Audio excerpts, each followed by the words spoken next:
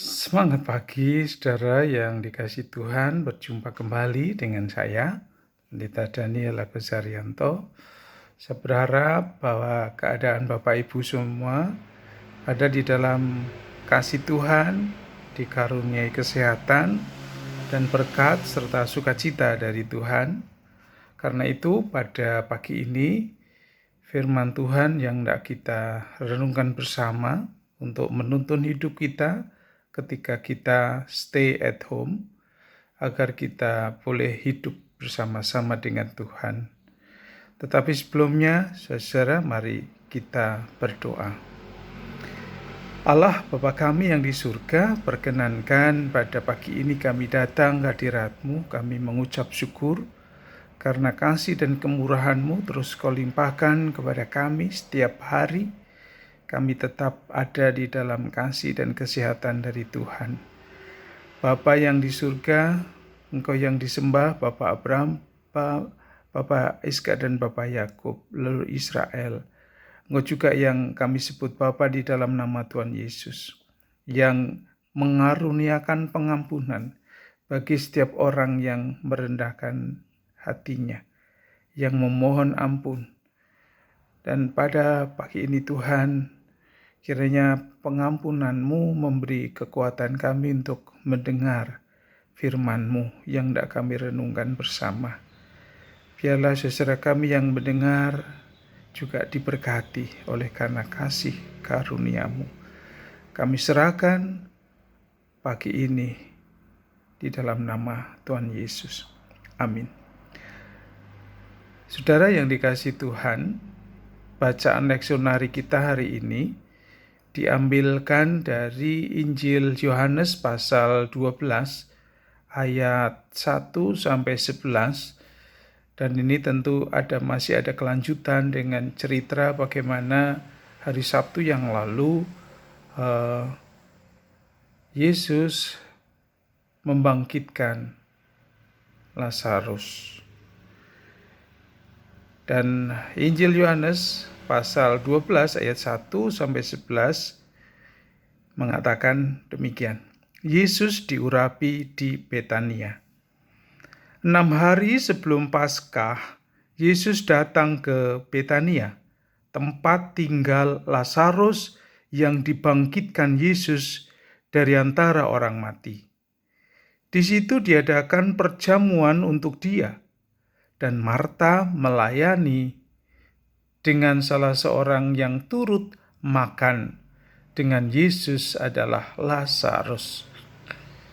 Maka Maria mengambil setengah kati minyak narwastu murni yang mahal harganya, lalu meminyaki kaki Yesus dan menyekanya dengan rambutnya, dan bau minyak semerbak di seluruh rumah itu.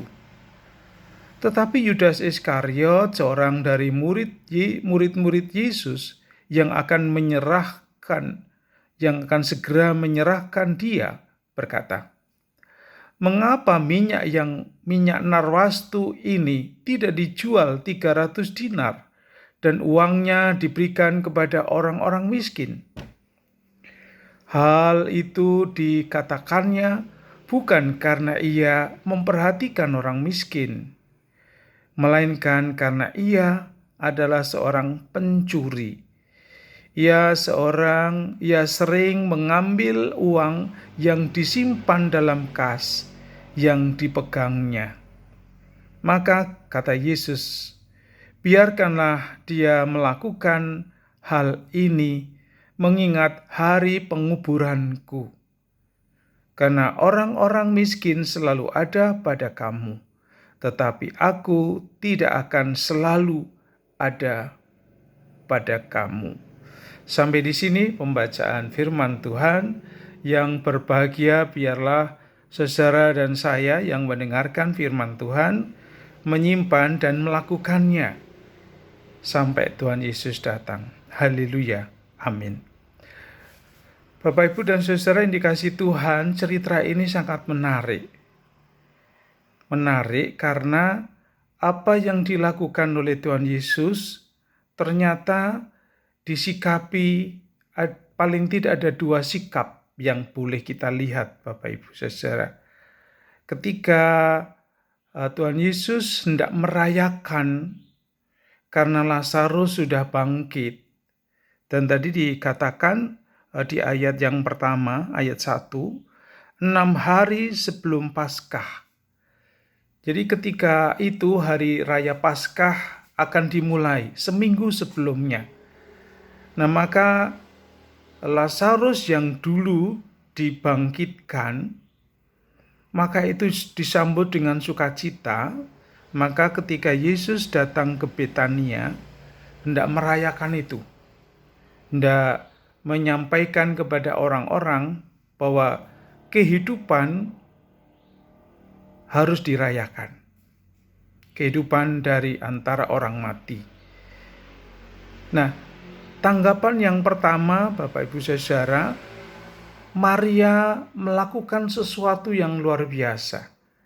Sebagai ungkapan syukurnya, maka dia mengambil, dikatakan tadi, setengah kati minyak narwastu murni.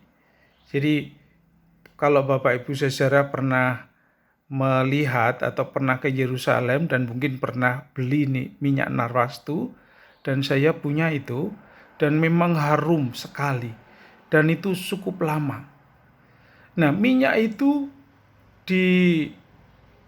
ditumpahkan di kaki Yesus. Perbuatan yang dilakukan oleh Maria itu bukan hanya sekedar perbuatan untuk membuang sesuatu. Tanpa disadari apa yang dilakukan oleh Maria tadi adalah disambut oleh Tuhan Yesus sebagai persiapan untuk kematian Tuhan Yesus. Maria membuka minyaknya dan kemudian mencurahkan minyak itu di kaki Yesus dan mengusap kaki Yesus yang dicurai minyak narwastu tadi dengan rambutnya. Bapak Ibu Saudara, rambut adalah mahkota seorang wanita. Dia sebagai ungkapan syukurnya, dia memberikan yang dimiliki, bahkan yang berharga.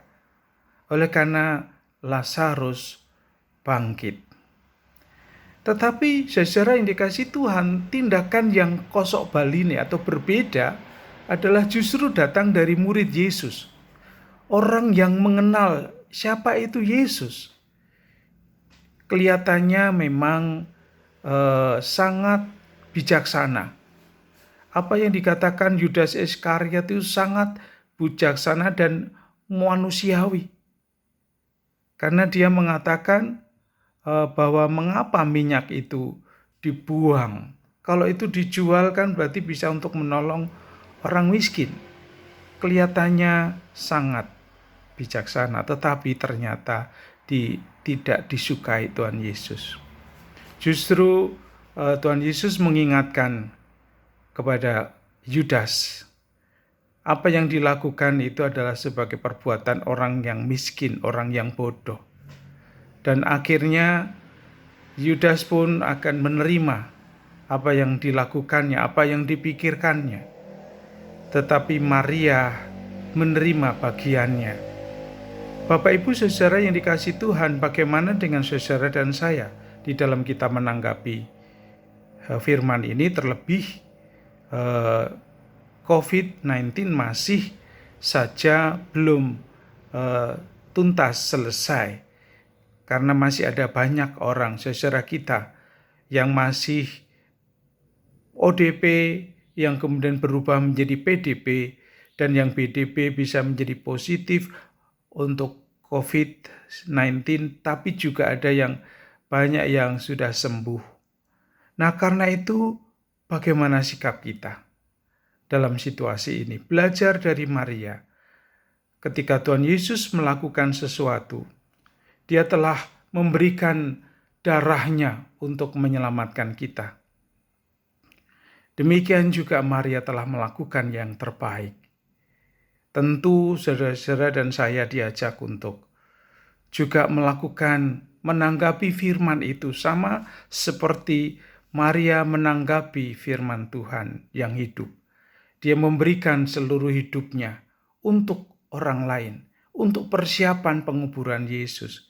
Dan bukan seperti Yudas yang kelihatannya bijaksana, tetapi untuk mencari keuntungan sendiri. Mari saudara, kita siapkan hati kita, kita belajar dari pengorbanan Yesus. Karena itu renungan ini saya tutup dengan terlalu besar pengorbanan Kristus.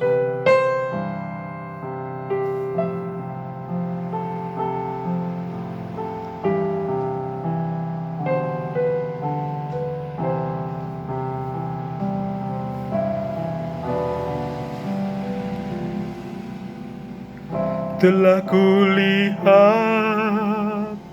bukti kasih-Mu, Kau menderita gantikanku. Dengan darah-Mu Kau selamatkanku. Kini ku hidup menyenangkan-Mu. Telah kulihat bukti kasih-Mu, Kau menderita gantikanku.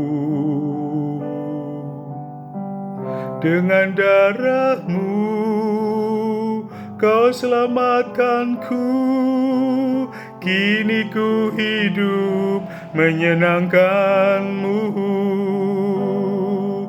Terlalu besar kasih-Mu Bapa, pengorbanan yang Kau berikan bagiku.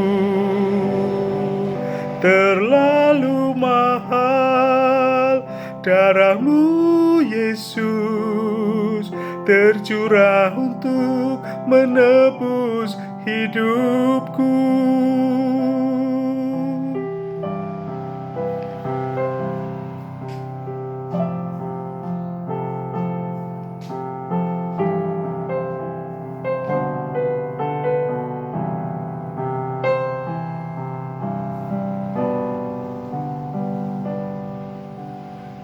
Telah kulihat bukti kasih-Mu, Kau menderita gantikanku. Dengan darah-Mu Kau selamatkanku. Kini ku hidup menyenangkan-Mu. Terlalu besar kasih-Mu Bapa, pengorbanan yang Kau berikan bagiku.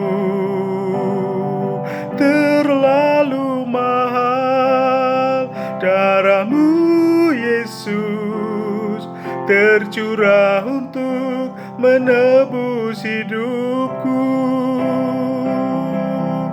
Terlalu besar kasih-Mu Bapa, pengorbanan yang Kau berikan bagiku. Terlalu mahal darah-Mu Yesus, tercurah untuk menebus hidupku. Tercurah untuk menebus hidupku.